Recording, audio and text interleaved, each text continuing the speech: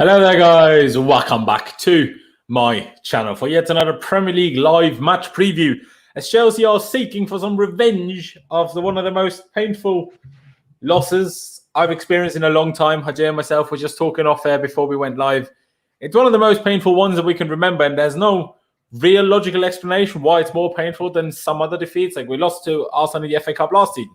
We lost to Arsenal in the FA Cup in 2017. Sure, we won the Prem that season, so it didn't really matter as much anymore. But still, it's just been tough. And we've had just an absolute mare of a weekend as Chelsea Football Club. I mean, Chelsea, the men's team, lost the FA Cup final. The Chelsea women's team got battered 4-0 by Barcelona in the Women's Champions League final. Then Liverpool score a 95th minute 2-1 winner against West Brom through that goalkeeper.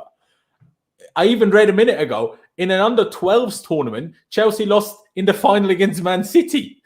I'm like, what is going on? Honestly, we're having such a... Of course, guys, as you can see, we are joined by a very, very special guest. Not a guest that has been on that much, which is why I'm super excited to have him on again. Hajir, of the Chelsea Social, of course. The link is down in the description. First of all, how are you doing? And second of all, have you somehow managed to get over Saturday, or is it still right there? Listen, yeah. My personal life is going great, but Chelsea literally ruined my weekend. And Laurenz know just before the stream, I was ranting. Like, I was just going ham. I was coming with all of these reactionary takes, and you name it, yeah. It is painful. That I don't think that Chelsea game has ever hurt me as bad as that game did. I don't know if it is because I live by myself these days, or if it is because I'm getting old. I'm getting older. I don't even know. I really don't know. But it is peak. It is peak. And boy, if we don't win tomorrow, I don't know what I'm going to do. I don't know. I need a response from the players. We do need a response from the players, because the sad thing is we didn't only lose against Leicester on Saturday. We also just lost against bloody Arsenal, which is the only reason why tomorrow's game is as crazy important in terms of the top four race. Of course, because Leicester are direct driver in terms of top four, was always important. But if we just beat Arsenal, a draw tomorrow, as far as I'm aware, or at least a win tomorrow, will be enough to have it done already. And we wouldn't have to be scared about a Villa game, or still hoping for a Liverpool result, or still hoping that Leicester, if we do beat them tomorrow, drop points against Spurs just in case we don't beat Villa. It's just not the situation you want to be in. And I've said this a few times already now. It's almost like that fear of losing that makes it worse, because think back to January, right? When Frank got sacked and obviously Tuchel came in. We never in a million years would we have thought about the fact that, I mean, to be honest, I still always said top four, we can make this happen. But not like this, in a way where I thought, okay, we'd be up to third with like 3-4 games to go, and then we'd be in a position where we could bottle it again, if that makes sense. Plus, let alone, of course, a Champions League final, right? But because we're in a position where we could literally bottle everything, and fingers crossed, touch wood, we don't, it's almost more scary than it would have been if we just, I don't know, had an average season, never made it to a Champions League final, never made it to an FA Cup final, just finished, I don't know, 4th, 5th, 6th, something like that. Yeah, you want me to talk, yeah? Oh, by the way, congrats on 10K, when I do a random long pause, just talk. Yeah. Yeah, by the way, congrats on 10K, madness, Appreciate it. Yeah. Appreciate it. I mean, listen, yeah, I just don't understand how you can beat Man City and Real Madrid in the same week, and then you go and bond it against Arsenal. Like, it just doesn't make sense. Like, fair enough, Leicester are a good team. They have a good manager.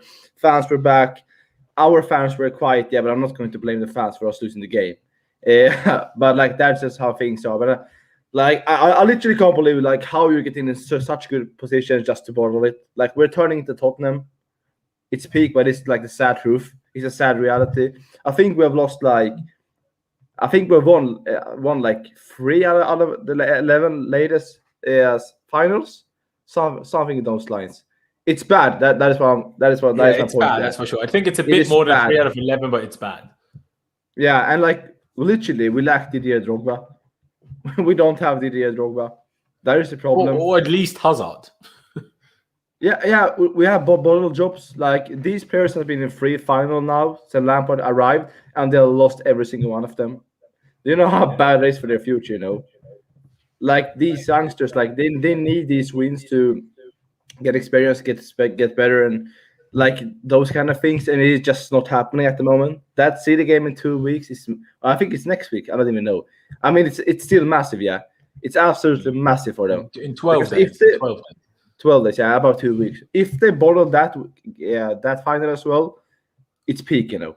It is peak. Like, mate, it's just sad, really. Like, I'm not gonna cry on stream, yeah. Like, it's almost I'm on the verge of crying. It's that bad. So yeah.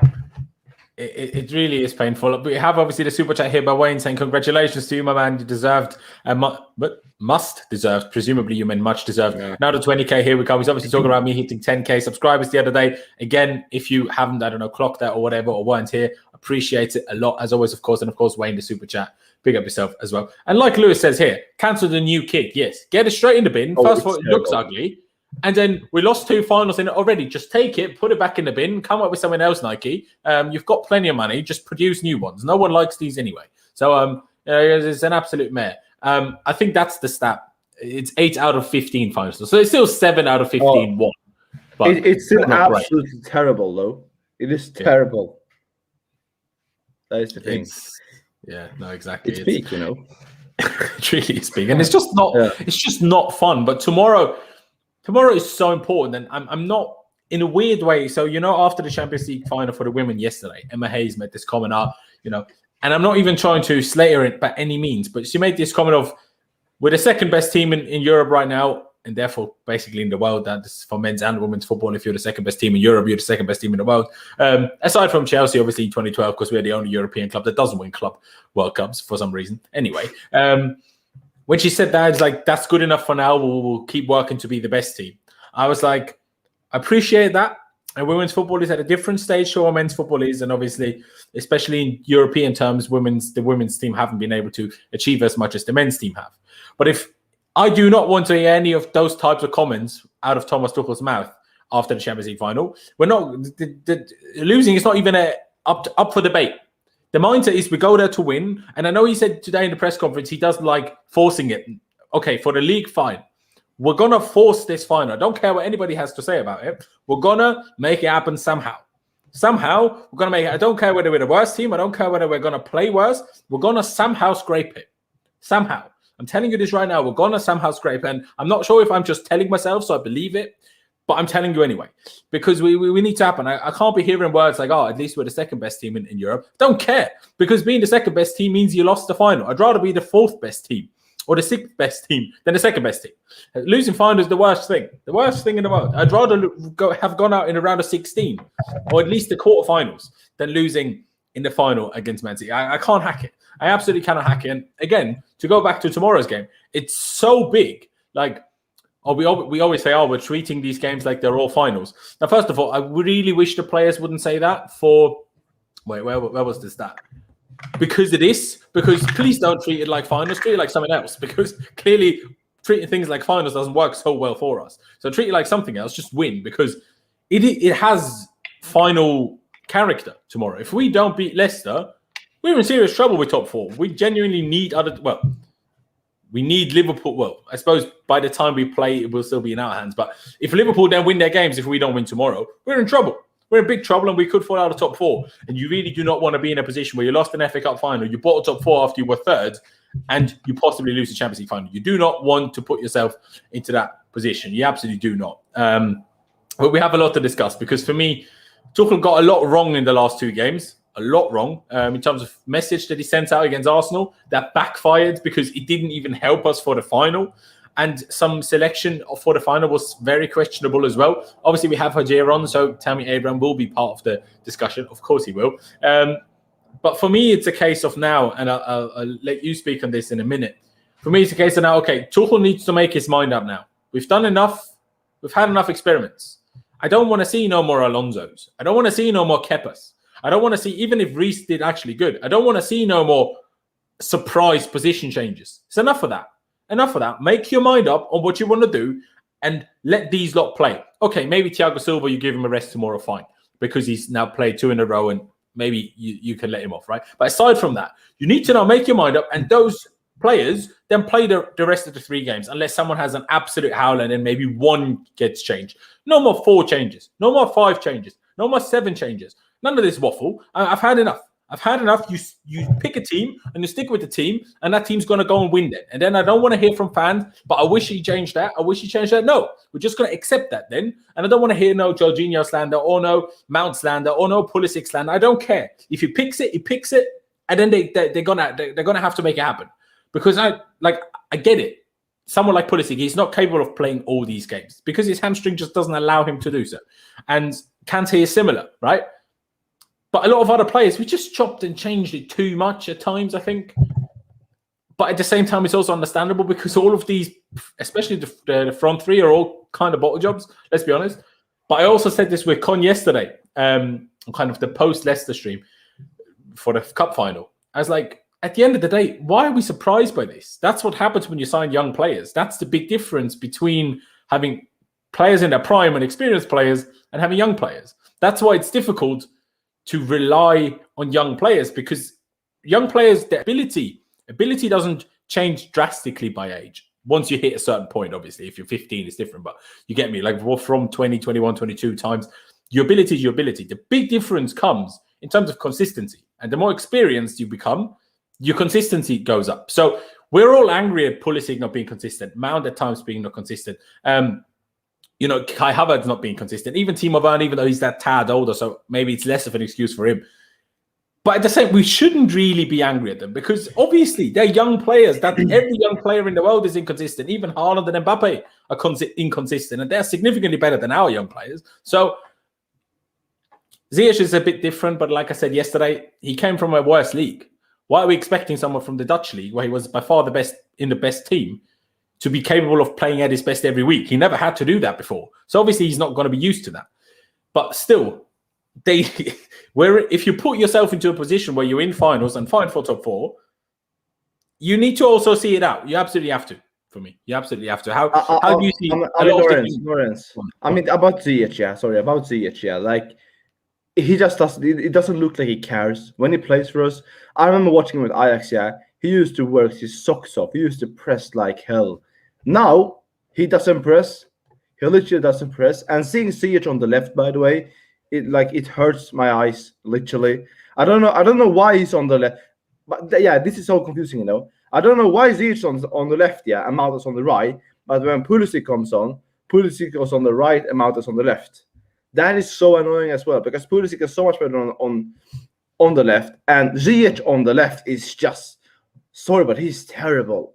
He is absolutely terrible. Like, he's the guy that should, he's the 27-year-old that is in his prime and should be the one leading the team, but he is just there for the vibes. It's like playing with 10 men, like 10 and a half men.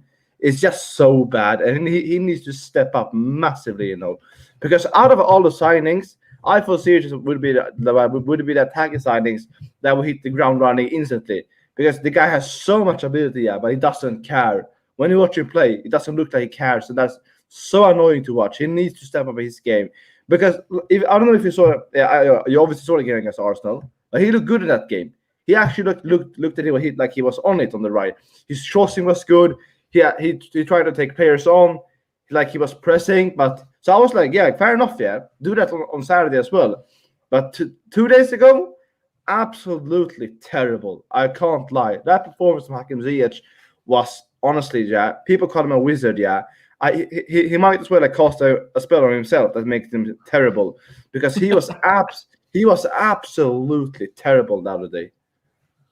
He was, that's true. And you make a fair point with the whole thing of him playing on the left. And I think it's okay playing him on the left if you have, well, even Kai, but especially Giroud in the middle, because then Ziyech can play the in-swinging crosses. But he played like 4 of them yesterday, and obviously Varane is not going to get any of them. So it's like, it just doesn't make sense. And we had this against City in the first half as well. He played on the left and Mount was on the right. And I was also confused then.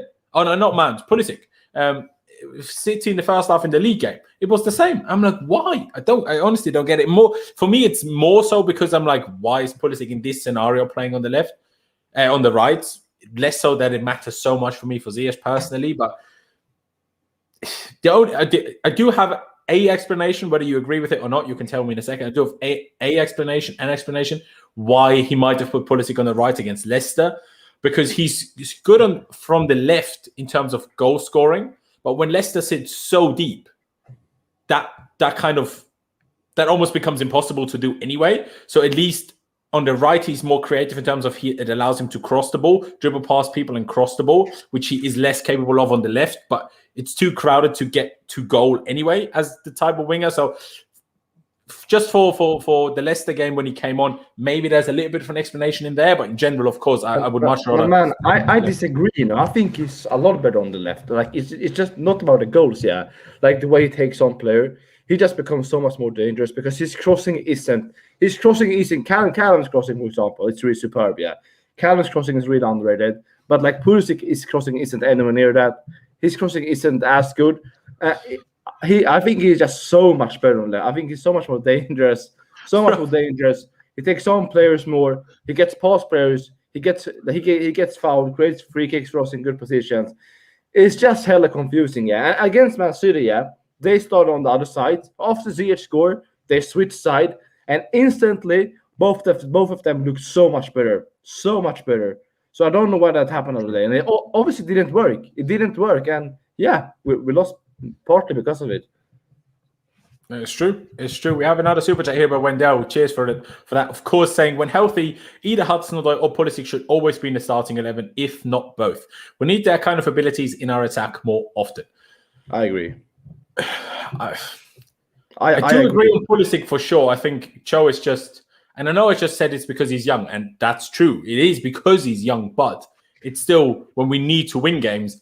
When I start Callum Hudson-Odoi, when I bring him on, I don't know what I'm going to get. And Tuchel doesn't know what he's going to get. He could be absolutely brilliant, like he was when he came on against City, or he could be absolutely diabolical, like when he came on against Arsenal. You don't know what you're going to get. And as the manager, you're almost like left clueless after. Do I bring him on next game? Do I start him next game? Because I don't know which Callum I'm going to get. And I think that's at times the problem that both Frank and Tuchel have had.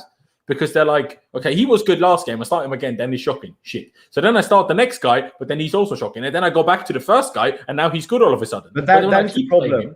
That is the problem, Laurenz. The reason why, yeah, especially for youngsters, people need to understand if you play one match, yeah, you haven't played for a long time, you play one game and you're not on the top of your game and you get dropped the game after. That is just terrible managing from my part. Like that coaching is terrible.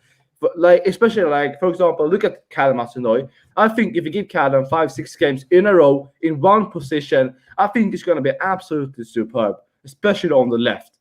For some players, it doesn't work. Like the striker, yeah, Sonic, Timo Werner, the Dash from the Incredibles, whatever you want to call him, the German Daniel James, yeah, whatever you want to call him, it doesn't work for him. He has played like 25 games in a row, and it just doesn't get find his form. But I think it's different with a player like Callum, because if you give Callum 5-6 games in a row, I think Callum will find form.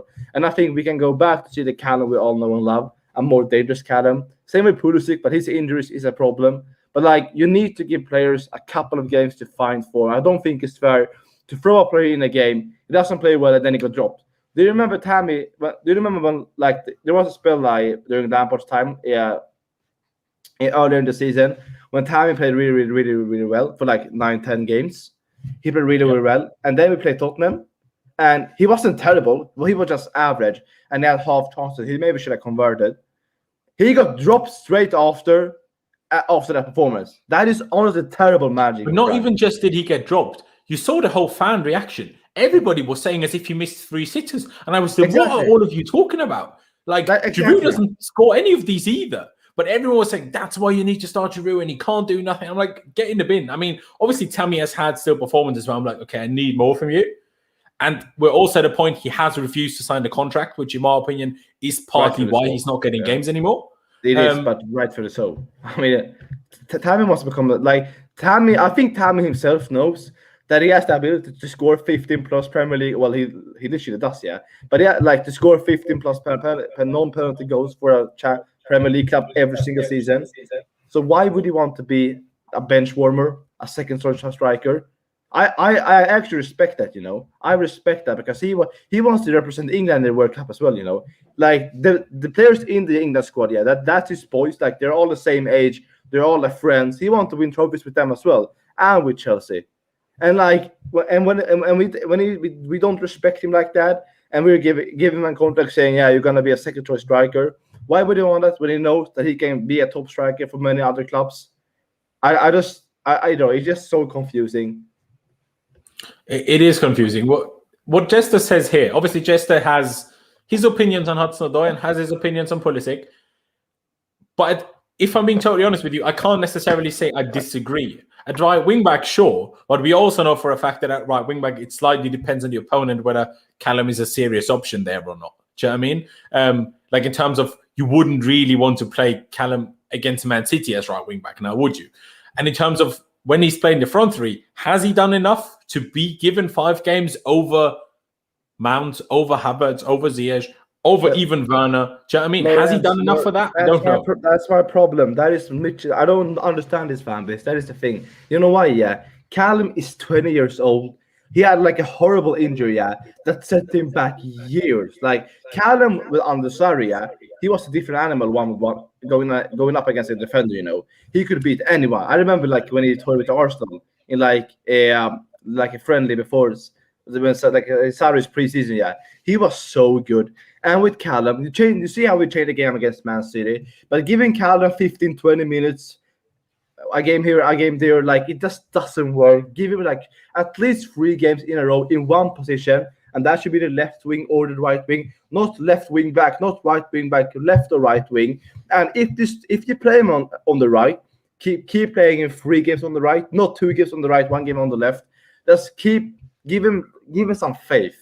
So I believe in Academy, and a lot of people, a lot of like these managers for like the Academy. They're saying like that is the best academy player we've ever seen ability-wise.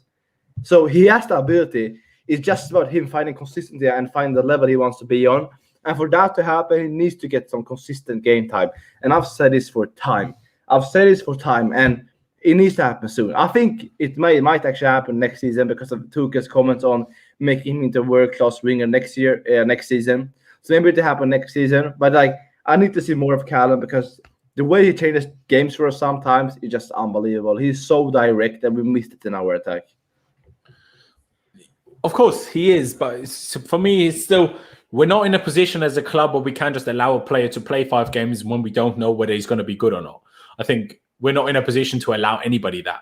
And especially since we signed Tuchel, we don't want to do that anymore. Like, if we did that and it didn't work, we might not be in a position where we're even fighting for top 4. That's why we got here in the first place. But let's wait. So sorry to interrupt you. It's too late now. Like we have important games now. It's way too late to try this now. Like we can't experiment now. We have 3 games left. We need to win every single one of those games. We can't try different things now. We need to trust ourselves because we had since January since he's joined. And not like it's way too late to try these things now because we can't afford that. Because if we do and if it doesn't go to plan, then we're screwed. It's true. No, it's 100% true. And with that said, let's talk about more focused on tomorrow's game because it is so big, right? It is so big. And now I will say this: if we don't win tomorrow, we're doing something drastically wrong. Like. Leicester, in all logicness, should still be hungover by the time we play them tomorrow, let alone be capable of starting all the same players. Like, obviously, we roughly ran the same amounts, but obviously, mentally, it's difficult after a bad defeat, but still, the partying you do after an FA Cup final, especially when it's the first FA Cup you win in your club's history, especially as the underdog in a final, let's be honest, they will surely have to rotate more than we will. And surely we will be so after getting revenge that surely we have to get this dub, right? Yeah, I mean, there's no excuses tomorrow. No excuses. We need to get that dub. Having this said, I wouldn't be surprised if Chelsea totally bottom top 4, lose to both Leicester and Villa and then with the Champions League. That would just be typical Chelsea. But let's see. We're not going to try that out. Is this true? It might actually be true, since. It might actually be. Since N'Golo Kante, when we won the league, Kante scored as well at the King Power Stadium. It might actually be true, It's that peak. It might be true. Did we not beat them once under Sarri? I swear we did. I don't think we did, I don't think we did. Mad. No, that's mad. I mean, it's peak. And, like, they're going to play the same way. Because they know, Chelsea can't break down deep blocks. We literally can't. We can't break down deep blocks. I don't know why. Giroud hasn't got. Let's just focus on Kai and Timo. Timo isn't a proper striker. He's not a fox in the box. That is one of the problems. Why? The second one is Kai is a superb player. Like Kai wants to be involved in the build up. So he drops out of the box and it's around the box instead of in the box. And that makes us lack a proper target striker, whatever you want to call it, man in the middle. And that is partly why we can't break down low blocks. We don't have a player that is in the box and that scored just the tap in, the tap in. We don't have a player that scored tap. Like how long was it since we scored tap in the league with Tuchel in the league? Such a long time ago. We don't score against low blocks. I mean, obviously Varane had the one against Madrid in the Champions League, but but that's not in the league though. That was no, you're right. You're right. But at the same time, I think the way we play, look at Man City and they're champions. They don't have a target man. So I don't think a target man is the solution to breaking the teams down. I think the fact that we move the ball too slowly is the reason why we don't. Laurenz, I know, but still, we don't have a fox in the box, especially with a deep block. It's not a target man. You need to have someone in the box that can annoy the defenders. That can irritate the defenders. That can beat them, just tap the ball into the back of the net. We don't have that with Kai and Timo. I don't think Timo's good enough, and Kai I want to have as a number 10 behind the striker in the future. That is, but we don't. In the future. But right now we don't play a number 10. But right? now, so it needs to be Giroud and Tammy, in my opinion. It just needs to be Giroud and Tammy. One of them. I don't care who it is. We just need to have a proper we don't have a vocal point, and I think that just shows during many of our games. We can't break down low blocks. But how do you explain it then? Like I said, City don't have it. City don't have a focal point, and they break down low blocks, don't they? But City obviously they're better. But all I'm saying is it proves that you don't necessarily need it to break down if you're good enough. Aside from that, but the thing is, they are goal scoring wingers and goal scoring midfielders. Our midfielders don't score like that, and our wingers are just too inconsistent. That is the problem. And their number 9, Carl Gabriel Jesus, a terrible player. His movement just helps them so much. The way he moves around the box, the way he drags away defenders, that helps so much. And we don't have that as well. It's just with Kai as a number 10, where do you play Mace? That is a question I don't need to answer, thankfully, because I'm not the manager. Before Mace become he took this game to the next level, I said Mace in a double pivot in the future is the best way forward. But now when he's playing like this, Mace as an inverted winger, it actually works as well. He works as an inverted winger, on the left, on the right. It has to work. So if it does work there, and they can interchange with each other, sure, Kai can start in the middle and Mace on the left on paper, but during the games they move around positions. That can be a solution. But as I said, thankfully I'm not the manager, so because I don't need that headache, so it's calm. But I just think we need a proper number 10. I'm not number 10, a proper number 9. And that is for me, Tammy or Giroud. I think you need to play one of them. I mean, for me, you and I will never fully agree on this. I mean, I back Tammy more than most people, not quite as much as you. I still back him. Yeah. But for me, starting Giroud is never and should never be an option. He should never be any more than being a bench player. The man is too old to even play 90 minutes. It's absolutely pointless. Don't start him. He can't hack it, right? In my opinion, right?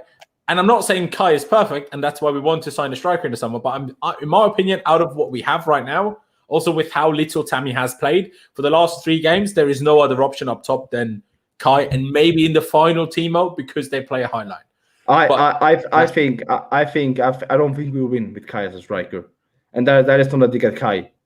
That is not it. I just think we need that. You mean the final or any game? Because we have won games with him there. You can't say we can't win with him there. We've won plenty of games with him there. Listen, Ripper, that is a huge difference between playing Callum now over Ziyech, Mount, Pulisic, then playing Giroud or Tammy, because our strikers aren't performing.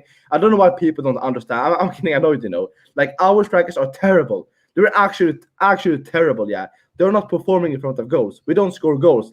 Playing Tammy or Giroud, it can't get any worse. It literally can't get any worse. The problem with Giroud is that when we play Giroud, people just that low block, it just becomes a highlight. That is the problem. And also, people keep hyping Giroud's build-up play. Giroud had one good game with good link-up play and build-up play all season, and that was away at Sevilla in the Champions League group stages. Every other game, whether he's come from the bench or started, his link-up play was dreadful. Even against Leicester yesterday, or 2 days ago, as soon as he was on, we didn't get anywhere near their box anymore. Obviously, we didn't get to score before either, but at least we got in and around the box, and then the problem was decision-making.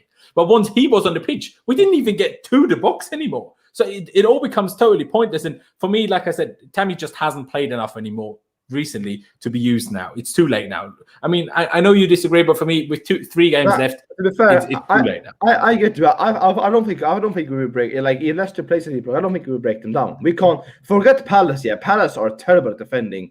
I can't believe how much space to give you. Yeah, it's just not good enough. It's not good enough. And experimenting with Tammy, like Varane is.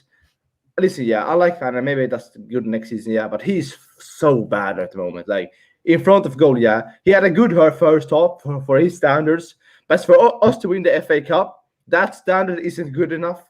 It's not good enough. Like, he had like 2 free chances. He just kept sprinting, looking down, and just the first one he just fluffed it. Yeah, I don't know where that ball probably landed on the moon, and the second one he passed behind what's his name, Ziyech. Like, experimenting with our strikers doesn't matter. It needs to be mate. This is why we have put us in a tricky situation, because if anything, our wingers need to score. Like, the wing backs need to score, because our strikers won't score. We won't break teams down. So hopefully, I don't know. Maybe we sit back tomorrow. Yeah, I think we need to do something like that. I think we need to be the ones sitting back if we're gonna play Kai or Timo. Because we need to hit them on the break, because we can't create, yeah. All of our goals are pretty much counterattacks. Like, we just seriously lack someone like Lukaku, Kane, Haaland. We literally lack a player like that. Yeah, so but I'm not sure I agree, because when we scored the 2 goals against City, that's when City was sitting deep. Obviously, they were somewhat both a little bit lucky goals, you can argue, but you almost need to get it that way. I think the bigger problem. Sorry about the ambulance in the background. Nice. I think the bigger problem is more that we don't take the chance. I think we have plenty. Like, every game we play, we have more chances than the opponent. We just don't take them. So it's not a case of we don't break people down. I don't think that's the problem. I think the problem is that we don't convert it once we do break them down. I think that, and I think those are slightly different issues. That is more true. But that comes back to my point of playing Tammy or Giroud. Like, it doesn't matter if we miss or not. You know what I'm saying? Yeah. Because they can't be worse than we're playing at the moment. It literally can't be worse. That is my point. But it can, though. It's the last 2 games. Like, let's not put the last 2 games in an overall context. Like, the game before that, we beat Man City. Yeah, but still, like, mate, I don't even know. Yeah, I'm hella confused by now. Like, I don't know. I get you. Kai needs to be on it. Yeah. Listen, it can't be Varane, that's for sure. Yeah, I don't want to see Varane play for us. Yeah, in the Champions League, sure, but tomorrow, absolutely not. Honestly, I've had enough of the nonsense. Yeah, I agree. It needs to be Kai. But if it is Kai, yeah, tell the lad to don't stop dropping out of the box. Yeah, stay in the box. Don't drop out. We need to have someone in the box. We literally need to have someone in. Don't you dare to drop out. If you drop out, Tuchel needs to slap him in the face during half time. Don't drop out. Don't drop out. That is my point. Let's try to discuss the team that we think we should field tomorrow, and obviously starting from the back. Obviously, no more Kepa experiments, right? Even though I don't like, he's not at fault for either of the 2 goals we conceded against Arsenal or Leicester. Obviously, Mendy still might save the Leicester goal, but that's not Kepa's fault that he doesn't save it, because it's just too short. What's he going to do about that? But I'm sure we both agree that Mendy should start, right? I mean, to be fair, if Mendy saves that is one of the best saves of the season. Like, it's an 100%. No, 100%. Yeah. Yeah. Would you also agree with Rudiger at left centre back, bro? Yeah, definitely. Like, without any hesitation. There you go. And by the way, guys, we have nearly 300 people watching. Big up yourself. If you haven't already, please be sure to subscribe. That'd be absolutely brilliant. I know we just hit 10K, but we're not stopping there. Road to 15K now. Why not? So, get subscribed if you haven't already. Smash the like button, because we definitely don't have anywhere near enough likes. Let me check. We have nearly 300 people watching, and we only have 69 likes. Come on, guys. We need to get at least to 150 likes right now. Go down below, smash the like button. Doesn't cost you any time. Doesn't cost you any money. And, that's what we need to do right now. Okay. Rudiger is also sorted. Let's discuss this position, the right centre-back first, before we get to the central one. Who do you think should play there? Because obviously now that Reece James has played there, and aside from the mistake, if you want to call it that, leading up to the goal, was actually fantastic, in my opinion. So who plays there? Aspie? Reece? Christensen? What do you think? Is he fit, Christensen? I think. Well, today he wasn't asked in the press conference. Journalists being stupid as always. But before this, the Leicester the cup final game, he said Kovacic and Christensen are fit, and then they weren't in the squad. So I don't really know, but I presume he is. Let's just assume he is. If he isn't, he isn't, then we'll see tomorrow. Yeah, anyway. then they put him in there. Put him in there. Presuming that they still play Iheanacho and Vardy, wouldn't you then be a little bit worried about basically the reason why Reece played there is to counter those over the top balls? Would you not be worried about that? Oh yeah, the Reece, obviously. See, because for me, and I put it in the title and I put it on the thumbnail, no more experiments. I'll tell you what I would do right now, right? Christensen in the middle. Yeah, but I will play Reece here, and I know I said no experiments. I will play Reece there. That's not here. So would I. So Callum's played it before, so it's not like a totally different new. Because I think we need to just Leicester. If they must be tired, they don't have the squad to rotate enough. Let's just annihilate them. And the more pace, the more energy we have on the pitch, the easier we can do that for me. And then here, I think it would be asking too much of Thiago Silva to play again. Hence why Christensen, if he's fit. If he isn't fit, I don't know. Does Thiago play again? Is it Zuma? Then I don't know. Mate, I can't lie. Even if it's Zuma, I wouldn't complain because I think he might get a goal on like a free kick or something. Or like honestly, that is one thing we actually miss when Zuma isn't playing. But he's all that the other part of his game isn't as great as Christensen's, but still. But yeah, I think that should be it. You're left wing back now, yeah. Exactly. Just quickly, this is probably my favorite English expression. Obviously, it's not that I've heard it the first time now, but chuck the kitchen sink at it. It's just a funny expression to me. Anyway, left wing back, there's not even a debate to be had. It's Ben Chilwell. If Marcos Alonso starts, it will start. I don't understand why he started Marcos Alonso that game. I don't want to hear Chilwell needs to rest. I don't want to hear anything of that. Yeah, it's so. And I don't want to hear height either. Get in the bin with height. Exactly. I don't understand. And literally, to be fair, Alonso wasn't terrible, but still, like Chilwell would have done so much better. And he almost scored. Well, he scored, but it got taken away. Yeah, exactly. Then we get to the midfield. Again, like with Christensen, we don't know if Kovacic is fit. And even if he is fit, can he just be thrown in to start? Or does he need like coming off the bench in the game first before he can start? This we don't know. Let's try to do this team to make it more interesting. Let's just assume he is fit to start because otherwise it will just be Jorginho and Kante anyway, right? I'm sorry. He doesn't start. Get out. Listen, about that goal they scored, it's not about him being there and he has to close, like he has to make, like to block the shot. It's just about being there to annoy Tielemans, to put a hand on him, to like make him fall out of balance. The guy points to Thiago Silva to go and block. But Thiago was closer than Jorginho. I don't care, Laurenz, mate. Honestly. No. The one that's closer needs to push out. No, still, you don't point. No, listen, if Thiago, I watched this game go back. If Thiago would have run forward earlier, he would have played Vardy in behind because Vardy was in front of Reece James. Yeah, okay, but we conceded regardless, so like you can't take that risk. And you know what? About this, tell me how many times you saw Jorginho possible forward that game. But that's not the debate we need to have, Hajir, because the problem is Reece's ball was the problem. Reece's ball was the problem. And then because Kante was 20 yards further up the pitch than Jorginho, so Jorginho had to go from let me get it here. This isn't what we're gonna start. This is just for so I can show what I'm talking about. This is how they played.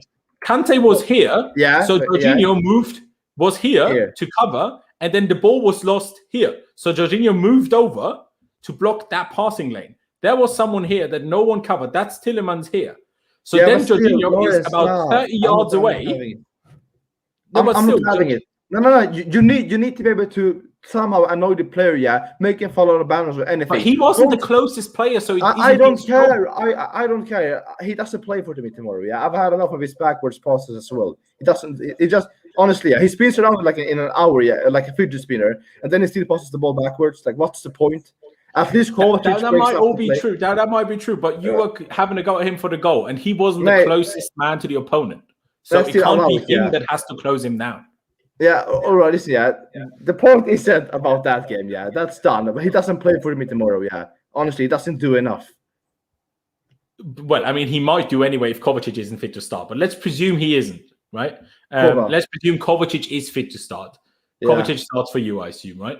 But now after that, those two performances from Jorginho, he just I just can't. But I'm saying Kovacic, bro. Yeah, he starts definitely. At least he makes them line breaking passes sometimes, and he can dribble past a couple of players. Yeah, sometimes that's the problem. That is true. It's peak, isn't it? And then for you, it's Kante there. Yeah, definitely.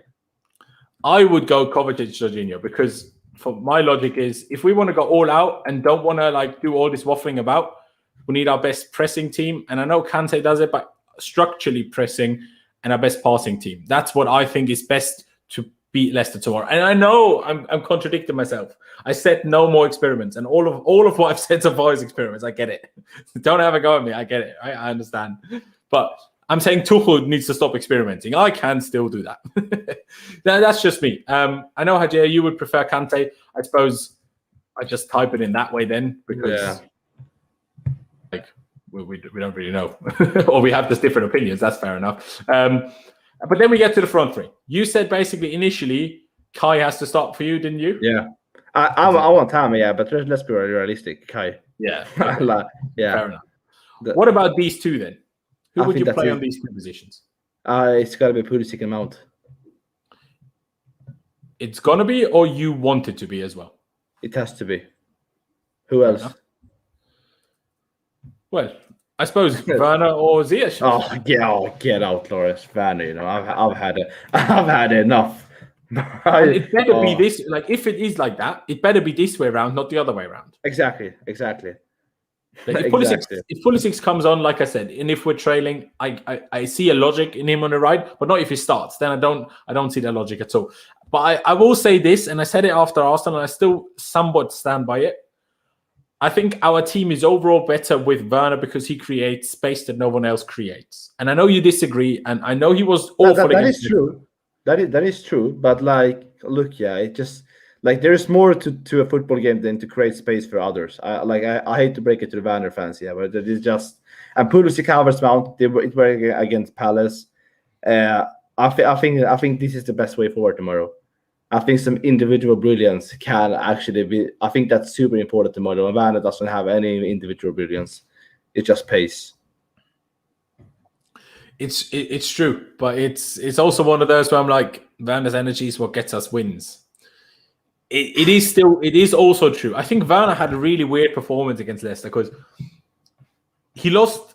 People might not have heard this stat. He lost the ball. He was dispossessed, is the right word, 11 times while he completed 9 passes. So he was dispossessed more times than he completed passes, which is an outrageous stat. And I think Werner's worst attribute is dribbling. The guy does not know how to not run into someone. He's incapable of doing so. If he can run in the straight line, brilliant. But if he tries to go past someone and turn, it's done. He's done out. But he actually did good things against Leicester. He just defined the last thing of what he always did was always dreadful. Either he took the wrong decision of not feeding Mount through, who would have been in a good goal scoring position once, or he took a shot that he skied by 10, 15, 20 yards, or he just dragged the shot so far away. It's weird. But it's also a game where I wouldn't have played Werner as the striker against Leicester. I would have played him off the left, and I think that would have suited Werner much more because then he wouldn't have been that guy in the middle that had to feed the wide players. He would have been the guy on the side that would have been fed by the central player. And that's what I think would have worked much better. Hence why, if it so happens that this isn't Pulisic or this isn't Mount, if it happens that it's Werner, I think it won't stop us winning. I agree it shouldn't be, but I don't think that will be the reason why we don't win. And I saw yesterday in the comments say he wants us to play like a front two and with one in behind. Yeah, I think it's a very fluid thing. Like this can very quickly become this without much of a problem. yeah. Like there's not much to it. Obviously, this is more natural if we have Werner in this position, or in this position, doesn't really matter. It's more natural to be that way. But essentially, it can always become this without changing the personnel, shall we say. Laurenz, have you paid attention to how Tuchel wants to, like, he wants Werner to drop deep, link up, like hold up a play and stuff? Yeah, have you noticed a little bit more lately?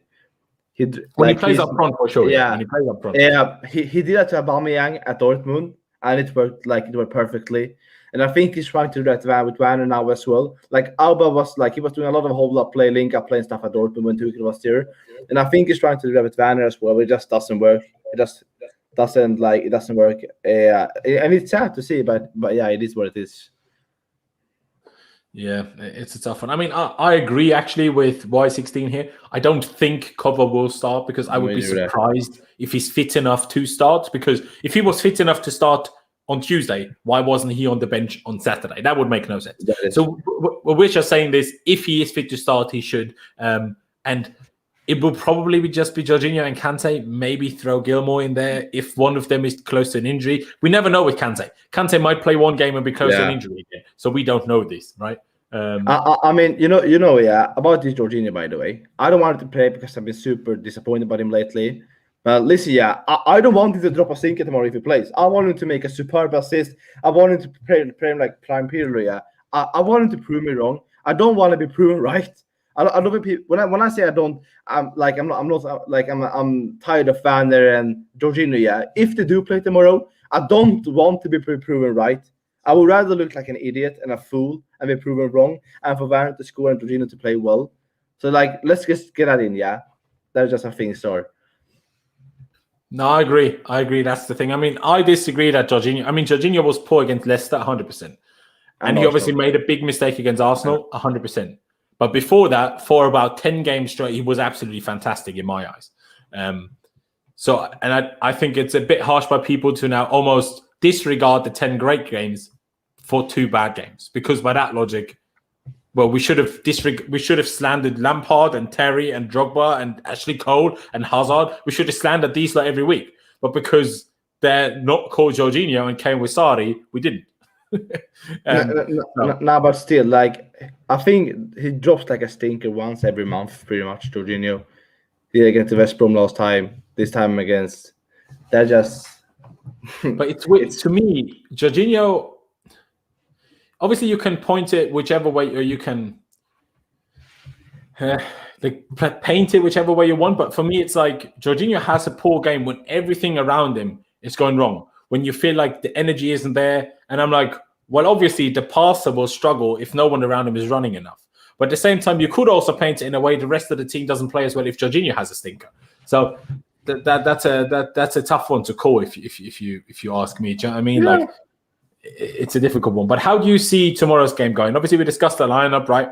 Do you think it will be a case of we will actually try to just go out there and batter them? Or do you think we will try and sit to counter? Or do you think it will be very similar to the cup final, just maybe with a different lucky goal, if that makes sense? Because obviously, let's not forget about the final. As much as we weren't happy with the performance, if Timo doesn't get that small deflection, Aspie puts us 1-0 up at the far post first half, and we win the game comfortably, in my opinion. Yeah. So that's how small the margins are. And Tielemans, as much as you can argue he should have been closed down, as much as Reece shouldn't have played that pass, as much as maybe VAR should have given handball, even if all of those things go equally as wrong, 99 times out of 100, Tielemans' shot doesn't go in. And then it's 0-0, and then who knows what happens. So it's like, yes, we weren't great, but I think people are slightly over-exaggerating how poor we were. And I was the same, mind you. Like, in the heat of the moment, in the frustration after the game, I also said how awful everybody thinking it, like all of it, right? But in terms of if I kind of think back on it a day later or 2 days later, I'm like, yeah, we were bad, but we weren't that bad, if you get me. Yeah. I mean, look, yeah.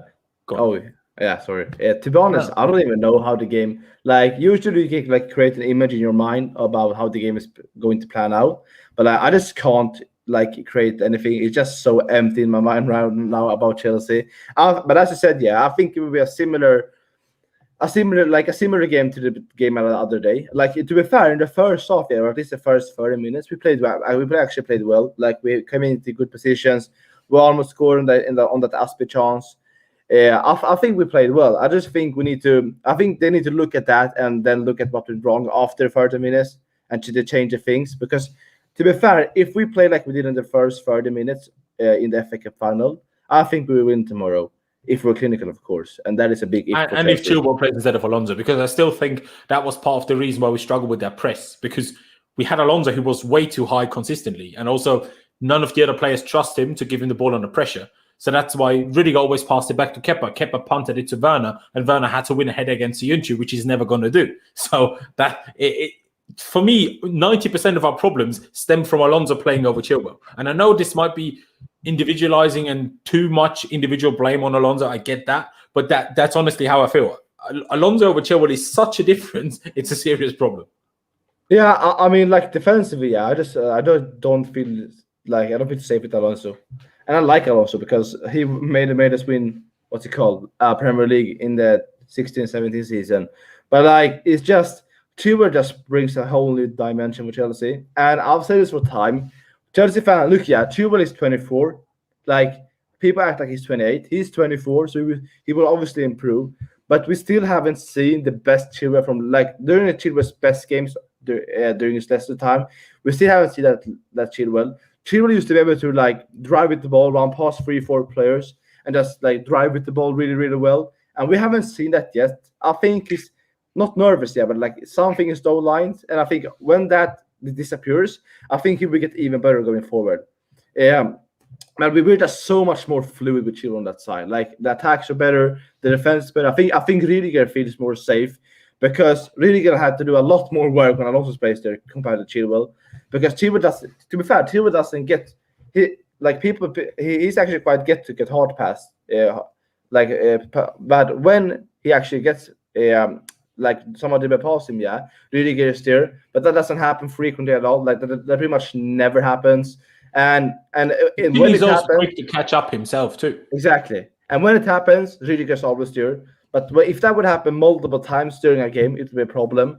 But with Chilwell, it won't be a problem. It definitely won't be a problem. So he needs to start there, yeah, and he needs to play well. Like, Chilwell lost 2 games against Leicester now. Yeah, so, like, he just needs to take his game to the next level, really. Even though he has been good, to be fair. I would love a goal from Chilwell tomorrow, but we just need to be clinical. And we don't know if Christensen can start and if Silva can start. But, like, if we have Zuma tomorrow, even though he isn't amazing defensively, boy, we need to hit the set on set pieces. I think Zuma as a central centre back is okay. Zuma as a left centre back is a big problem. Yeah, I mean, that's for me. If he starts, yeah, hit it, like, play him as a striker. I don't even care. Just cross the ball to him. I mean, like, also, in all honesty, though, on set pieces, just keep crossing the ball to his head because he's so good in that. And for us to get a goal like that against Leicester is just huge. Hopefully, Leicester aren't up for it tomorrow. I think they are because they will be, because they're not here for Champions League. They might actually blow it, They might blow it. So they're going to be on it tomorrow again, even though they might be drunk and hangover. I don't even know what from the other day. They're going to be on it as well. They're not giving up. I think fans are back, right? Fans are back, yeah. Oh, Bombarage start. Yeah, then that makes things harder for us as well. But No, I mean, we're playing at home though. Are we? Yeah, we are. Yeah, we're playing at the bridge. Yeah, of course. Jay and Jam are there tomorrow. Obviously, yeah, that is true. Well, that's another advantage for us. Maybe we play better tomorrow. First game at the bridge with Tuchel as manager, with fans back. I think we get. I actually totally forgot about that. But I think it will be a similar game to the other day, but we play more offensive. I think with the pressure from the fans, with the hype, and the fans are back, and everything, like, from a fan perspective, and they being back at the bridge, I think we'll be more. I think we'll be more on it, and the fans need to make noise tomorrow. Yeah, Not like And don't that's be what I'm going to quiet. say, because Yeah, I'm not worried is maybe the wrong word, but I have a little bit of a worry that because we lost the FA Cup final, the atmosphere until we get a goal is not going to be quite there, and it's going to be a bit rumbly and people are unhappy. Like you and me, we're unhappy, right? But fans need to forget this. Fans need to understand, and especially now that it's the first game at home back with fans, fans need to understand that they play a big role in the team's performance. It should, and I know it is naturally like that a little bit, but it shouldn't be like that. And it isn't in Germany. It isn't in these ultra culture countries, right? Where it's not about the team makes you happy and then you cheer them on because they do well. It's you cheer so they play better, and that's what like the fans like Liverpool does. Pretty much like Liverpool. on Champions League nights, at least, yeah. Oh yeah, well, that is a different bread. But like they need to be on it. Yeah, they need to be on it. They need to sing all sort of things because people may think it's like a silly thing, but fans have such a big impact on a team. Like the energy, like when you have a song and you sing it, yeah, I think the energy you as an individual player get, it just mad and you want to score, you want to impress them. So the fans need to be on it tomorrow. Like you and I won't be there because we don't live in England. But if we were there, even though we're disappointed, we would be singing for 90 minutes. Yeah, we would be gassed. So I think we need the some sort of reaction from the fans as well tomorrow because they were too quiet the other day. Even though we can't reflect the loss on fans not singing, yeah, but they were way too quiet the other day still. 100%. Just quickly to Bagus' comment there. Alonso for striker? No, because then we don't press from the front, and then that's a problem in itself. And two questions I have for you, Hajir, or three, because I know you need to head off in a minute. Guys, Hajir will have to leave. I will carry it on for like another 10, 15 minutes just to talk a few questions, a few transfer rumors that have come out the last few days. Sam's question: will you sack Tuchel, or probably would we sack Tuchel if Chelsea lose the Champions League final? No! And you need to take yourself and put yourself in the bin. Are you scared? Are you some sort of crazy? Like, what are you talking about? We are only in the Champions League final because of Tuchel. If we had Frank, we would have lost to Atletico and would have gotten battered left, right, and centre. So don't be talking about sacking Tuchel if we lose the Champions League final. We wouldn't even be here. Stupidest thing I've ever heard. But first of all, I presume you agree, right? Yeah, I mean, if anything, I think if we do lose the Champions League final, it's because the players are terrible in front of goals. In front of the goal. More than Tuchel. So yeah, I mean that's silly. And well, you need to write a message to Mr. Boris Johnson about that, not to Roman, because he's not allowed to enter the country. Like physically isn't allowed. But the two questions I have for you, obviously there have been rumors linking us with Raphael Varane. Would you want Chelsea to sign Raphael Varane or not? No.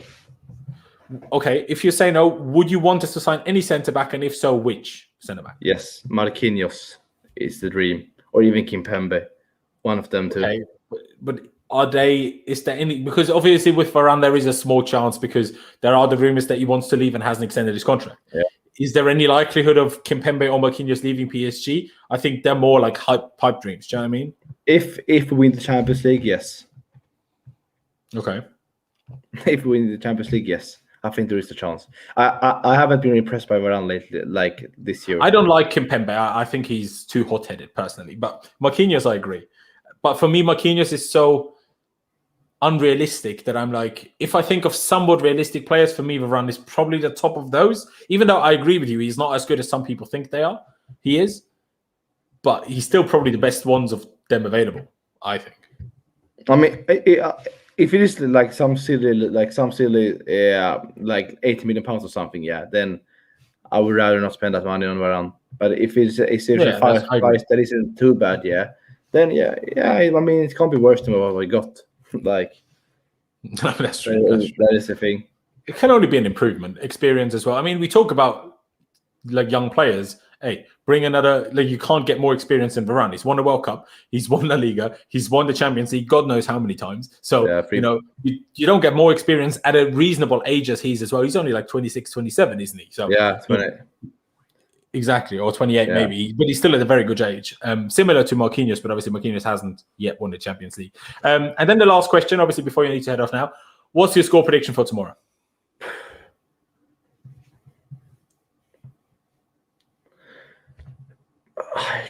I don't see us winning, yeah, but I'm going to be positive and say 1-0 Chelsea. You actually don't see us winning? I don't see us winning. Hopefully I'm wrong. Listen, yeah, 2 weeks ago, like 10 days ago, I thought like we were best team in Europe. We could beat anyone. We're gonna do with the Champions League, FA Cup top 4. After Saturday, I can't lie, I'm not confident in anything. It's actually funny how quick that changed. But yeah, I don't see us winning. I'm gonna be positive and say 1-0. Fair play. For me, I'm banking on the players almost evil strain and saying that they just really want to get revenge and that Leicester aren't really that bothered kind of thing, because obviously Leicester want to be in the Champions League, but personally I don't even think Champions League is what Leicester need right now. They need actually to not be embarrassed in the Europa League first before they talk about Champions League. You can't get knocked out by bloody Slavia Prague and then want to play Champions League. It's not how it works in my opinion. I mean to be fair, yeah, like it's actually mad how that game changed like my thoughts on Chelsea, or like Chelsea currently. I'm just not confident at all now. Maybe it's reactionary, yeah. Maybe that just hit so hard that that this is my reaction. But Chelsea need to win tomorrow. Basically, if Chelsea are up for it, we're gonna win. But if we're not up for it, yeah, then it is what it is. We're not gonna win. Hopefully, we're up for it though. Yeah, hopefully we are. Hajir, I really appreciate you for coming on. Appreciate you sharing your thoughts. It's been a good chat, in my opinion. Of course, ladies and gentlemen, if you haven't already, please check out the Chelsea social, to which the link is down in the description. Of course, also Hajir on Twitter. Again, Hajir, thank you for being here. If you have any last words, please do share. But like the video, yeah, it helps out massively. So like the video, smash it, yeah. It's free. Like literally doesn't take a second. Just do it. Exactly. Like I said, I myself will continue on for like 10, 15, 20 more minutes, just answering a couple of your questions and talking about a couple of random things. But yeah, Hajir, brilliant. Yeah. Cheers for coming on. I'll talk to you soon, mate. Thank you. Here we are, boys. Just a little bit longer. Ladies and gentlemen, if you're here right now, we still have nearly 300 people watching. Get subscribed right now. I know we just hit 10K, and that's amazing. But that doesn't mean we stop there. We want to get to 15K, 20K. Hey, eventually we want to get to bloody 100K. So get subscribed if you haven't already. I will drop you my score prediction at the very end when I'm actually going to stop this stream. But definitely get subscribed and smash the like button. That'd be massively, massively appreciated. Let me see how many likes we're on right now, actually, because I asked you for 150.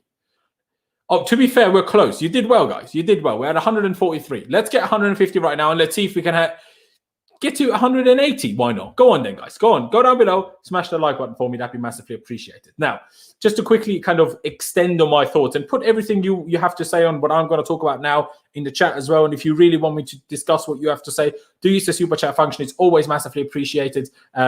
It always supports the channel drastically. For me, Varane is one of those. I take him because he's so experienced, and I think he is. It's weird. I think some people think he's way better than he is, but some people also think he's way worse than he is. Especially a lot of English club fans, they have these two mistakes that he made against Man City in the Champions League last year in their heads, and that's all they remember. So it's a bit of a shambles personally, right? But I think he's a class player. And like someone said in the chat earlier, his contract runs out next year. So he won't be going for crazy money because next year he would leave on a free. So Madrid can't be asking like 80, 90 million. They can't. It's probably more going to be in the region of 40, 50, 60 million, which I think for a player of Varane's caliber, of his age group and of his experience, is probably a reasonable price to pay. And we have a message here by Jest. Of course, he's a member, hence why he's one of those guys whose messages are highlight quicker, because obviously they are members and they do pay money, which I massively appreciate, as always, of course. Saying Alonso and Emerson look like they're leaving this summer. Links with Maddison and Felix. Now, true, we are linked to Maddison and Felix. I don't buy those links at all. First of all, Maddison. I mean, are we going to sign another Mount Havertz type player? We already have too many, arguably, right? Alonso and Emerson, I thought that was interesting. It was reported yesterday, or was it this morning, that Alonso and Emerson will be leaving Chelsea this summer, which is very fascinating in my opinion. Put it in the chat what you think about that, because obviously we knew one of them was going to leave, but I'm surprised that both of them are going to leave just because of the amount of players we're told to sign in which positions, and left back hasn't really been mentioned much. We know we want a striker. We know we want a centre back. We know we want a midfielder. We even know we want a winger ideally. Are we really going to sign a left back as well? Are we going to sign 5 players in the summer? Almost like we did last year when we signed 6. I don't think so. Hence why I can't see actually Alonso and Emerson leaving. I think it's going to be a case of Tuchel making his mind up. Do I play 3 at the back or 4 at the back? And then deciding on who stays, who goes, personally. But it's a tough one to call. Let me see what people are saying here. Maddison or Cantwell? Oh, Maddison for me. But we don't need Maddison, obviously. let them bring Aguero. Bring Aguero if you want as a backup option. If you bring Haaland and Aguero, brilliant. If you bring Lukaku and Aguero, brilliant. But not just one of them. Absolutely not just one of them. Worst things Leicester's goal came from Berra's handball. No, well, I mean, it's physically correct. No, it's factually correct that it was a handball. The problem was just it came off his leg. And that's when the interpretations start opening up when the rules aren't clear. That's what the problem is. 40 million is a steal. I'm not sure whether the 40 million, like Ali said here, is actually true, but we'll have to wait and see. Jester saying, I would take Varane. However, if we don't bring in a proper DM, we will still have to play a back three. I agree. We do need a proper DM that can play a sole DM role like a proper sole DM. I think the way we played with Jorginho as a sole DM works if the structure is ideal and the centre-backs are perfect. But not how Tuchel likes to play. I don't think then Jorginho is a suitable sole DM for me. Obviously, he can still play it in an off game. Aguero is going to Barca. That is true. Deal done. He's basically signed a 2-year deal, didn't he? So that's that one. Can we talk about how wasteful we have been from corners recently? Yes, let's talk about it, Beaver Heat. We touched on it yesterday already, actually. But yes, we've been absolutely diabolical. And it's weird because earlier in the season, we were fantastic. We were nearly scoring from every header. I mean, Zuma has 4 goals. They're all from corners, I think. Maybe one of them was following a free kick, right? But still, Thiago Silva scored 2, I think. Aspi got 1 or 2. Rudiger hasn't actually scored this season, I don't think.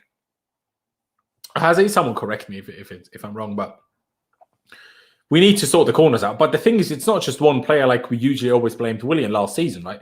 Mount's corners have been poor. Ziyech's corners have been poor. Reece James's corners have been poor. Whoever takes the corners, they're always poor. Chilwell's actually, when he last took them a couple of weeks ago, they weren't actually not that bad, but it's a tough one. It's a tough one. Master Yoda, yes, I'm all good, bro. I appreciate it. Reports say Emerson swap for Alexandro. Nah. We need to get this Alexandro idea out of our heads. He's absolutely done out. Did you see Juve this season? They're not even in Champions League places anymore at this point. I mean, they're only 1 point off, 1 point off, but still, currently speaking, they're not even in Champions League spaces in Serie A. I wanted him 5 years ago, not now anymore. It's way too late. Done out. Absolutely done out. Zuma has 5 goals. That's what I mean. Didn't I say that? I thought I said that. Rudiger scored for Sheffield. That's true. So Maximin will be a good signer. No, he's a FIFA signer, bro.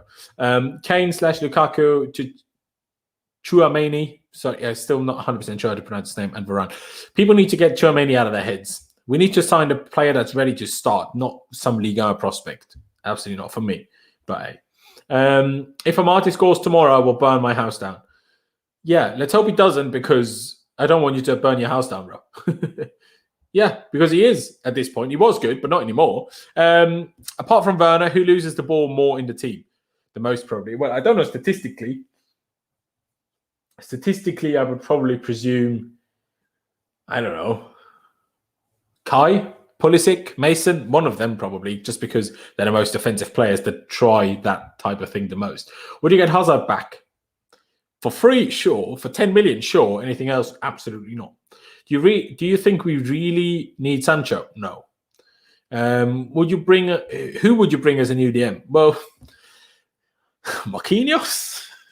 And then play him as a DM, play a back 2, but then we can build up in a back 3, ideally.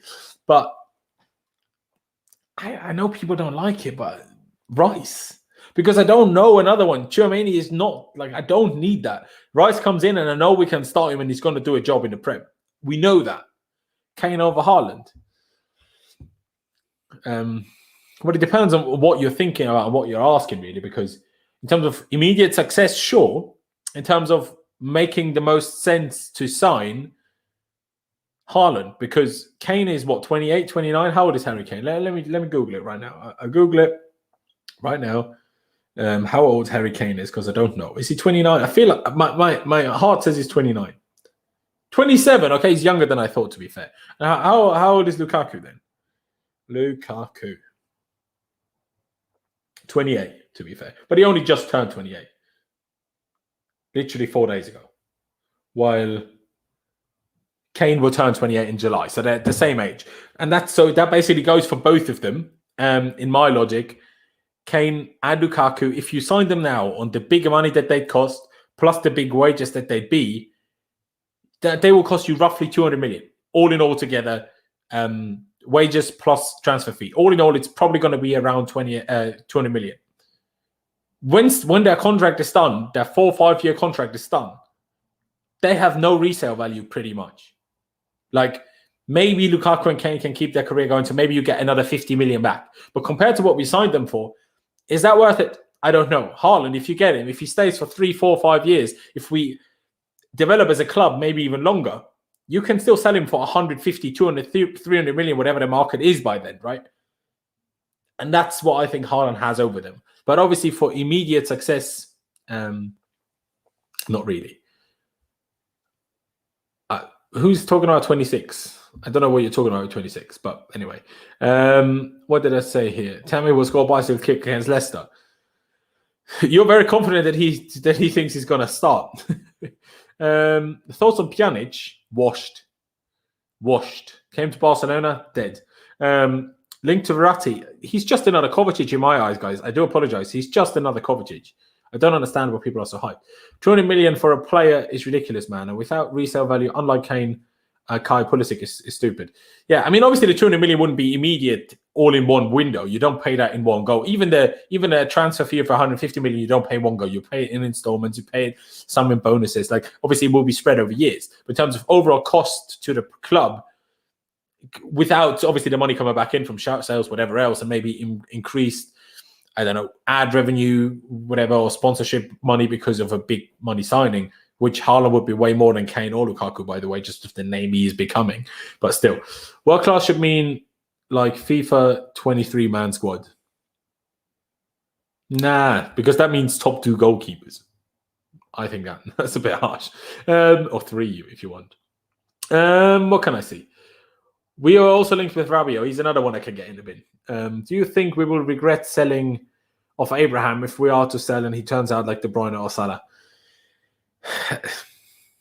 I regret De Bruyne. I don't regret Salah. I know it sounds stupid, but Salah wouldn't have become the player he is right now and is today if he never left us.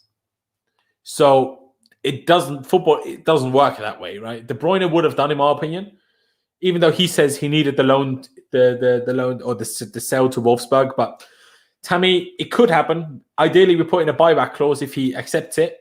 But hey, we need to accept that we have so many players coming through the academy, we can't keep all of them. Like, look at the amount of right backs we have. We have Livramento, we have Henry Lawrence, we have bloody Dujon Sterling, who people don't even think about anymore. And we already sold, what's his face? Tariq Lamptey. We had Ola Aina, who obviously played for Torino for a while, plays at Fulham now. He was a highly rated youth right back. They can't all make it to the first team. So some of them will have to be sold. And what I hope it's not necessarily for direct rivals and then beating us. At the end of the day, I'm like, good luck to you. Like, at the end of the day, we're an academy that is there to produce players for the first team, but also produce players to gain value, like transfer, like resale value when we sell them, right? That's part of the academy, what their job is. Develop players, educate players, that some of them make it to the first team, the very best, and the other ones we sell. That's how it's going to be. Surely rest, I missed the comment now. Laos internet is not low. Check yours. Exactly, Brian. Appreciate that. Come on. Do you think Ruben Loftus-Cheek has a future at Chelsea? I don't know. But I will always hope. Ruben, I'll show you something right now. You might not have seen it before, but I'll show you something. Let me just get something up on my phone. Where do I have it? I don't have it. I'd have it in a different folder. Give me a second, guys. I'll be with you. Just bear with me. Just smash the like button in the meantime and subscribe if you haven't already. And do use the super chat function, of course, if you haven't already. That's always appreciated. Where is he? There he is. July 2016. Look at me with Ruben. I mean, can barely see anything. But I love Ruben. I love Ruben more than myself. That's how much I love Ruben. So I will always love Ruben. Always. Selvana, a bit quick, but fair enough. You have a great future ahead. Thank you.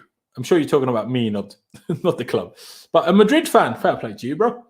Sign fast the man like Mbappe. Nah, Mbappe can get in the bin. We don't need Mbappe at Chelsea. That's not the type of players we need. No. Mbappe as a striker would never work in the Premier League, in my opinion. I mean, when I say it wouldn't work, I'm saying he wouldn't be as good as he would be elsewhere in that position. That's what I'm saying. Obviously, he would still be good and score about 30 goals. But as this inside left forward, almost like a Liverpool team, he would probably score 50. That's what I'm saying. Who is Enaziri? Maybe I don't know who you're talking about. I saw you saying this about 15 times. Is someone in the chat called Enaziri? I haven't seen anyone. I think both Tammy and Ruben Loftus-Cheek will end up at Crystal Palace if Frank gets that job. Do you think Ruben? Because I mean, he booted him out. Do you think Jorginho is good? Yes, I do. Simple answer. Why team always play back pass? Because that's how football works, mate. If people criticize back passes, did you see Reece James's pass against Leicester on Saturday? That was a risky forward pass. What happened? It got intercepted. We conceded. If every time you play a forward pass, it will often get intercepted and you will often concede. You can't always pass forwards. That is physically impossible, mate. And people need to understand this. And people that don't see this, they just don't comprehend football, in my opinion. No, I mean, I'd rather shoot myself. But yeah, Marquinhos or Varane in terms of player, Marquinhos, in my opinion.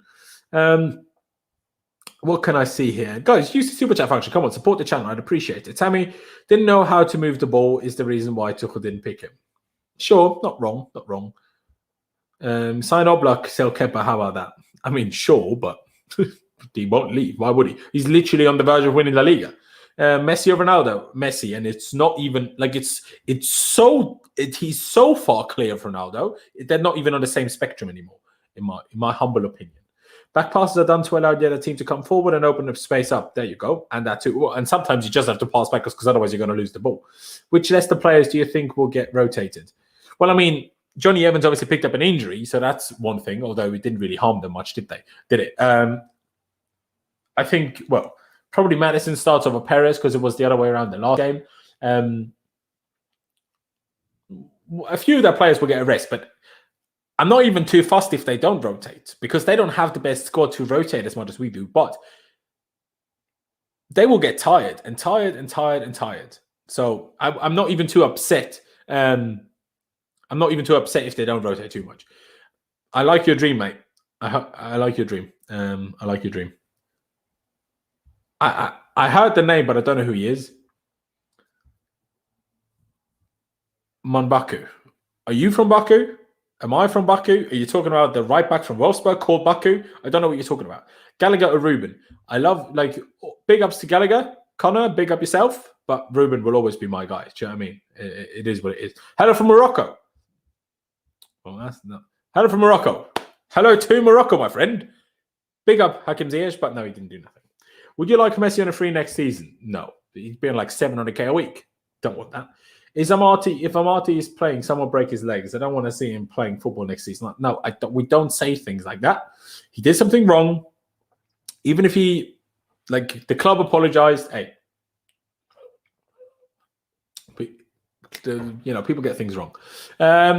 Youssef El or En-Nezeri. I know him. I absolutely do know him. Don't know much about him, though, I won't lie. Absolutely. What happens to Ampadu next season? I don't know anymore at this point. He'll get pre-season and then Tuchel decides. If we don't get any one of Kane, Haaland, and Lukaku, we shouldn't sign a starting striker. I 100% agree. Stick with Kaiden if we have to. Laurenz, we need to start playing natural wingers. I'm fed up of playing like Mount and Vernon on the wing. The problem for Giza is that our formation doesn't actually have wingers. So you can't say we need to play natural wingers when we don't actually play natural wingers in our formation. So that's the problem. Hello from Azerbaijan. Well, hello to Azerbaijan. Werner's technical ability is disgusting and his awareness is worse than Zuma. If he aware that he would have left the ball go for Usby. No. Not that. Usually I agree, but not in that moment. That's harsh on Werner. You cannot know that. It's a striker's instinct. A CDM improves our attack more than a 9. Well, that's wrong because we create all the chances, we just don't score them. Does Tino Anderin have a future? I mean, I hope he doesn't die tomorrow. So yes, no, I'm joking. But at Chelsea, probably not. I don't think. Werner could become good next year. He just needs a goal spree. Timo all needs this and Timo all needs that. Timo needs a lot of things, but hey, let's not give up. Hey, where's Europass? Big up yourself. Greetings from Innsbruck. I appreciate you. Man's from Seebeck. People have no idea what I just said, but man's from Seebeck anyway. You don't deserve Timo. What do you mean? You, me, Chelsea fans? What are you talking about? Love from the Philippines, mate. Big up yourself, Jago. Big up yourself. Will this season be a failure if you miss out on top 4 and lose to City? Yes, of course. If we lost an FA Cup final, lost top 4 and lost Man City, and I'll tell you this much, if we won the FA Cup final but lost top 4 and the Champions League final, it would still be a failure. We are not Arsenal. FA Cup is not good enough to salvage a season. Absolutely not. Haaland or Kane? Explained already. Haaland in terms of logic, Kane for right now. Mbuyamba in the first team? Not yet. Maybe one day, not yet. Do you trust Christensen or Zuma? We need a centre-back. I do trust Christensen in a back 3. Not in a back 4, but in a back 3 I do. No, I do trust him in a back 4 as well to an extent, but not that much. But we do still need a centre-back, if that makes sense. You're Brazilian. Come on yourself. Big up. Zuma needs to move on as he is good for rotation. I agree. Top 4 FA Cup. I agree. Now, obviously, you don't want to sound like Arsenal in that way, but factually, it's true. It brings money. It allows you to sign better players in the summer, and that allows you to compete for the league the year after. If you don't make Champions League, you're in the mud. Although you're James, I mean, that's in Reece James for me, but I know they both play right wing back, but ideally, I want Reece James to play at right back and Callum Hudson-Odoi to be a winger. I don't ideally want wing backs, right? We need Tomori back. Debatable. Do you have a German-Austrian team? I do have an Austrian team. They're called FC Wacker Innsbruck.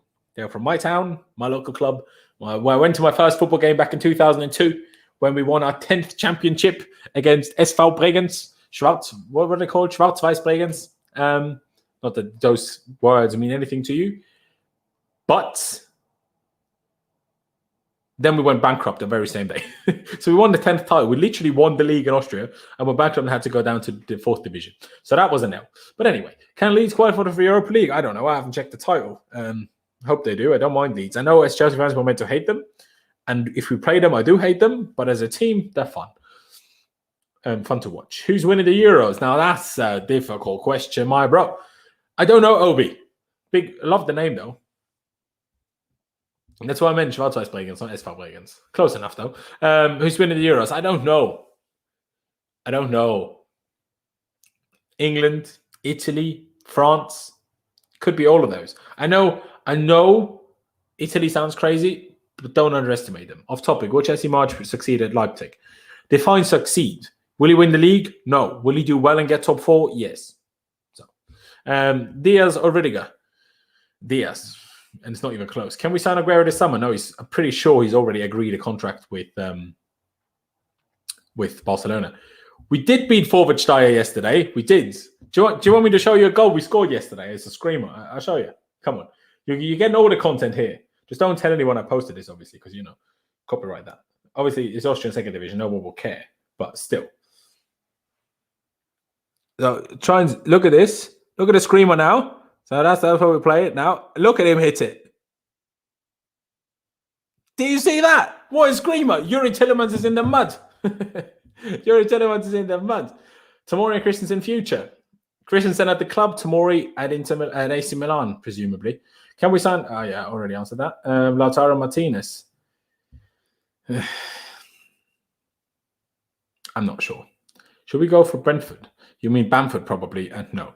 Smash the like button, ladies and gentlemen. Let me see how many likes we have right now. Bruh, guys, 174. It didn't update. Sorry.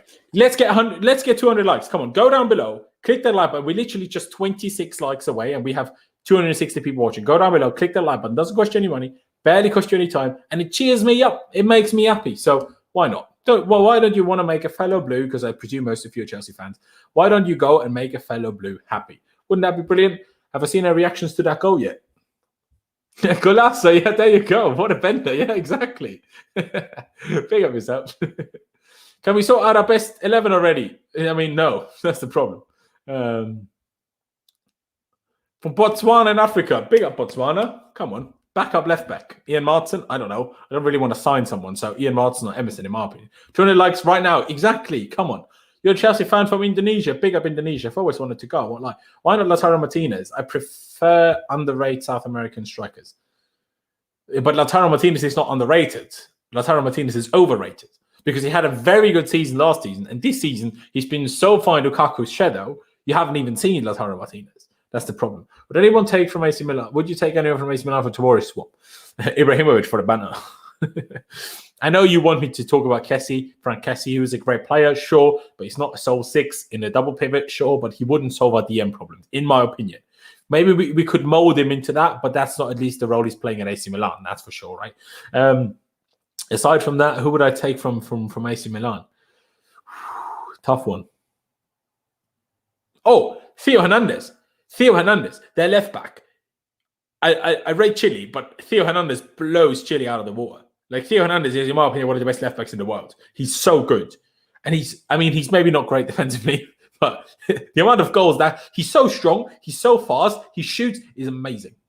Only legends remember that Jorginho headband performance against Frankfurt. Big up Jorginho, big up Diego. Come on.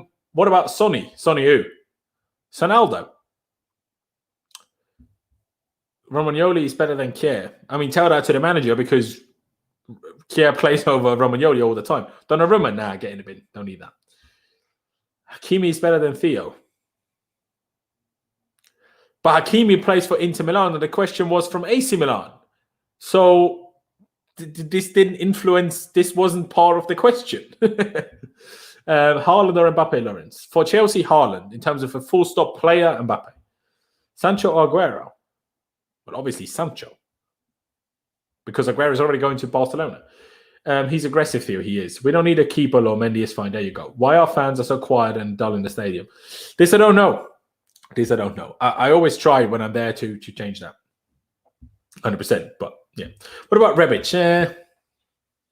We know those those Frankfurt strikers, how they've done. Jovic went to Madrid, dead. Haller, or Aller, if you want to pronounce him the French way, went to West Ham, dead. Went to Ajax, still dead. Rebic, good season, but not incredible. Who's the better league manager, Conte or Thomas Tuchel? Ooh, that's a big call, that. Who's the better manager, full stop? I think Thomas Tuchel, tactically. Who's the better?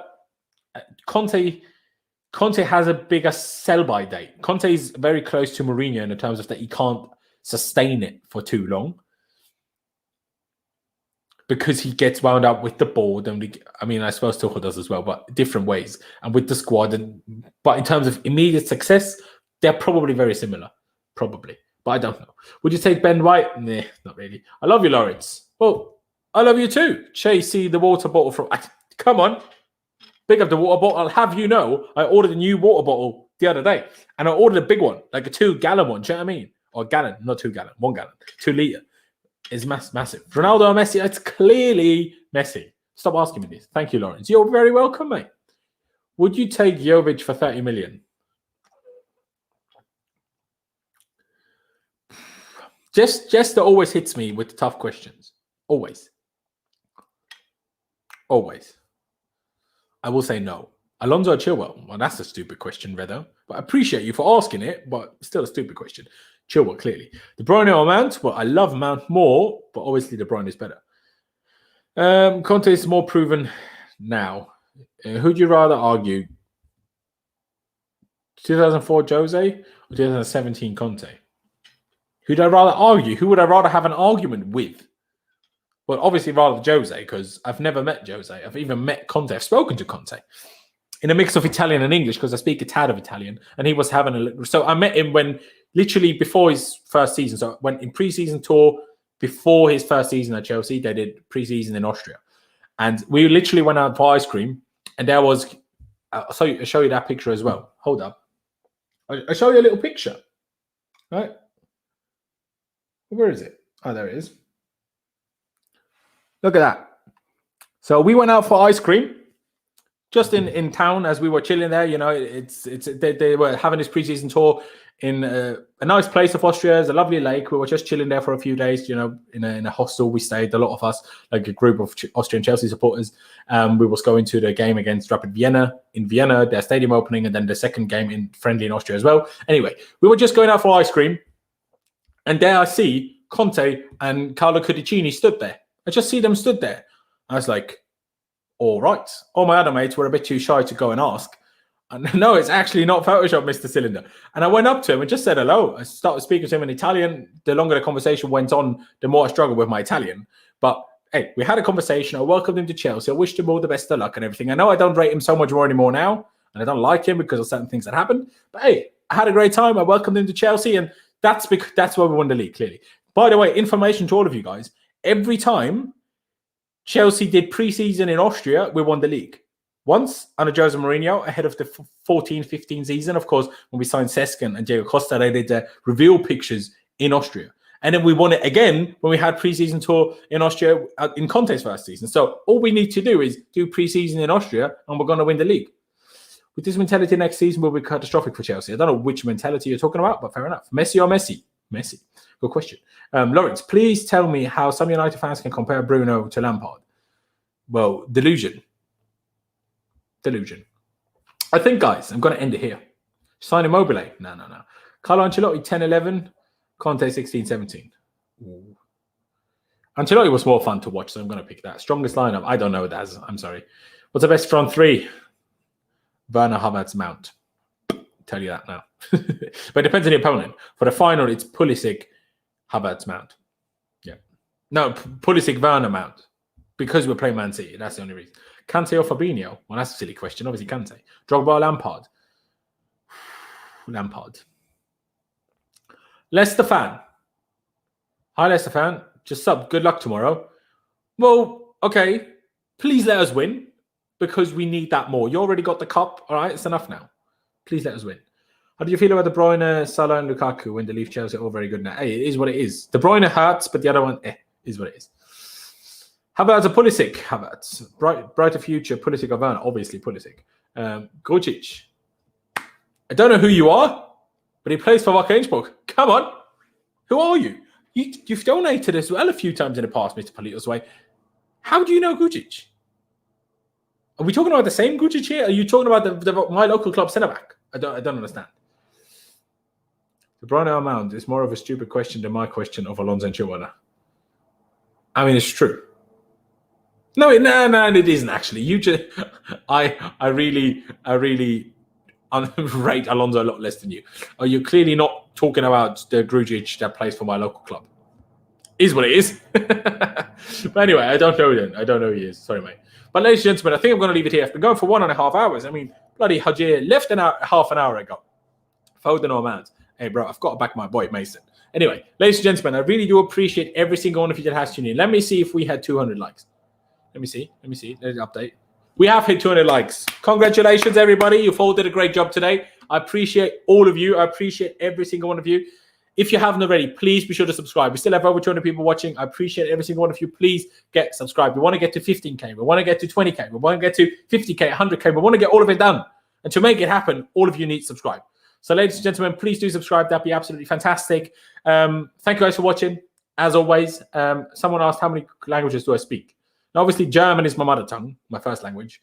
You can just hear how I speak English. I speak a bit of... Why are you all talking? I speak a bit of Italian. I speak a little bit less of French, basically none anymore. I did it at school, but it's a long time ago. So basically, I speak German and English and a little bit of Italian. But that's it. Lucas Fedricas. Big up him. Also plays for my local club. Anyway, subscribe if you haven't. I haven't done my score prediction. 2-0 Chelsea. We're going to get this done, boys. Come on, Chelsea. And I'm going to motivational speech. We need to push these players. I'm going to refrain from insulting players online from now until the end of the season. I never insult them, but criticize too heavily. I'm going to support them. I'm going to push them, and we all have to do this. We all have to push them just to make top 4 happen and to win the Champions League. Together, we have to make this happen because they can't do it by themselves, clearly, because they couldn't do it for the FA Cup final. They couldn't even beat bloody Arsenal, and Arsenal are dreadful. So we have to beat them.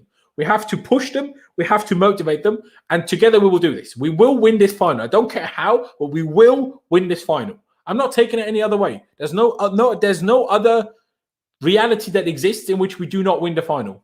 Are we clear on that? I hope we're clear on that. Ladies and gentlemen, thank you guys for watching. Up to Chelsea, upwards and onwards. Again, smash the like button. Subscribe if you haven't already. And I'll see you next time.